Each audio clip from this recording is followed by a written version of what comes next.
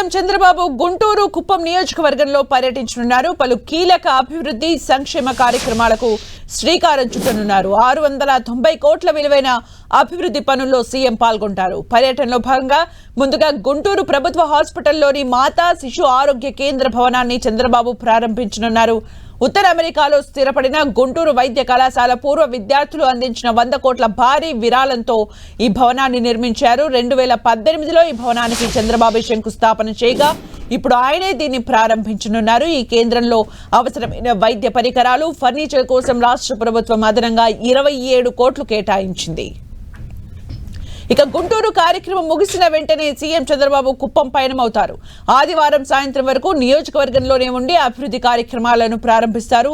తొలి రోజు కుప్పంలో 3 కోట్లతో నిర్మించిన అగస్త్య విద్యాచల్ అకాడమీని ప్రారంభించనున్నారు సీఎం.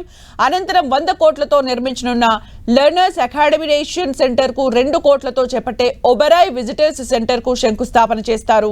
వీటితో పాటు Aditya Birla multi skill centre ను, పర్యాటక అభివృద్ధిలో భాగంగా హెరిటేజ్ విలేజ్, బౌల్డరింగ్ పార్క్, పున్నమి రిసార్ట్లను ప్రారంభిస్తారు.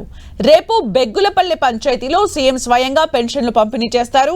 అనంతరం 5555 ఈ సైకిళ్ల పంపిణీ కార్యక్రమంలో పాల్గొంటారు.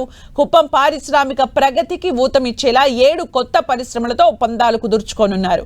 ఈ ఒప్పందాల ద్వారా కుప్పంలో 675 కోట్ల పెట్టుబడులు రానుండగా సుమారు 12,000 మందికి ఉపాధి అవకాశాలు లభించనున్నాయి. ఎంఏఎఫ్ క్లాతింగ్, న్యూట్రీ ఫీడ్స్ వంటి సంస్థలు తమ యూనిట్లను ఏర్పాటు చేయనున్నాయి. మరోవైపు కుప్పం మాస్టర్ ప్లాన్ ను, మోడల్ బస్టాండ్ డిజైన్స్ పై సీఎం చంద్రబాబు సమీక్షిస్తారు.